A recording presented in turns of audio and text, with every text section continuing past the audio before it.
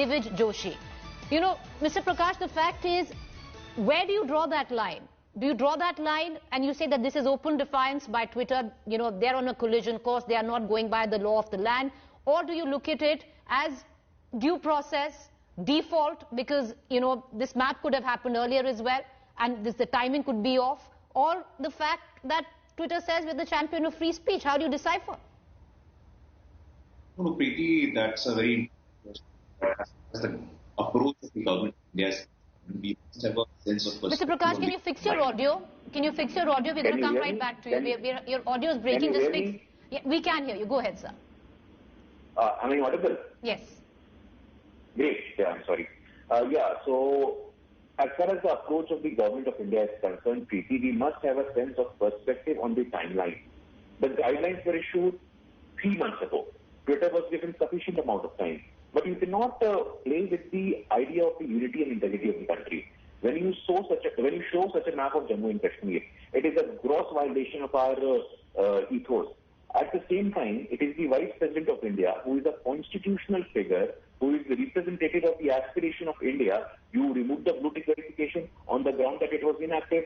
I was just going through a research that there are hundreds of accounts which have been inactive. The last tweet was made in 2009, but they still have the verification. You cannot earn profit here and not be accountable to the law of the land. This is our simple understanding. You cannot have different strokes for different folks. You agree to different jurisdiction. You agree to the regulation in the same jurisdiction. It is very important for us to realize that Twitter, if they want to do business here, they are most welcome here, but they must follow the Constitution of India. Every citizen of India follows the Constitution of India. So Twitter, although it is a non-state actor, but we must also keep this in mind, that the regulations were brought in to empower the users. And Preeti, I'm sure you are aware that there are 90 crore users if you combine Twitter, WhatsApp, Facebook. Suppose there is a complaint of harassment, so that person is not going to approach United States of America. We need an officer here. We did not ask for the moon. We just asked for a compliance officer, a redressal officer, a nodal officer, which is a very small thing for a multi-millionaire tech giant. So I think it's very important for Twitter to fall in line and follow the Constitution of India. Mr. Prakash, with what you brought in, must follow the Constitution of the land. Well, till now, at least legally, they are not in violation of the Constitution. Having said that, I want to bring in Divij Joshi, lawyer and tech policy expert. Mr. Joshi, you know, with what we were talking about earlier, which we spoke to the cyber security expert, Mr. Jain, who's also on our show, that this, as per Mr. Jain, seems like a plan by Twitter where it is in open defiance. But when you look at it, would you reckon that something like a map could have gone down, you know, maybe the timing is off? When we talk about what happened during the farmers' agitation on 26 January at Red Fort, similarly during the Delhi riots, a lot of content which was being posted by bona fide BJP blue tick leaders was not being pulled off.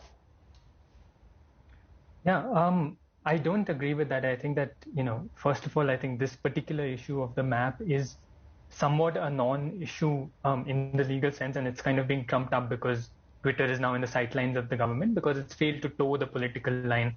And it's failed to censor voices that are critical of the government. And I think that's the core issue and why this issue has been coming up for the last few weeks. And of course, Twitter has taken missteps, and I'm not in any defense of the failures of accountability and transparency from the side of big tech, but the government itself has not really taken too many steps to protect online safety or prevent actual real harmful online content. Another point I'd like to make, and in this context, is that, you know, maps and national boundaries are and have always been political. They've always been contested. So to assume that there is one view of a world map that will be available everywhere as the same view of the Indian map on the internet is, you know, on the part of Indian citizens, it's naivete and it's hubris because, you know, and this has happened before. In 2014, 2009, Google had a lot of criticism because Google Maps showed slightly different versions of the Indian map, and they rectified it. And similarly, you see that Twitter has rectified it. And this brings me to my third point, which is about what are the legal elements that you need to keep in mind here. And I think that there are two important elements here. The first, that we have, as has already been noted, we have laws to take down illegal content. So we have the Information Technology Act, as well as we can always go to a court and get illegal content taken down. That said, the laws mentioned in the FIR themselves are totally wrong. Section 74 of the IT Act has absolutely nothing to do with this issue, and nor it will be difficult to think that this is incitement to violence under Section 505. The actual law which prevents wrong depictions of the Indian map is the Criminal Law Amendment Act of 1961, which doesn't seem to be mentioned yet, not to give anyone any ideas. But the second, I think, more interesting and more important point to legally consider here is what is the extent of what's in legal terms called personal jurisdiction.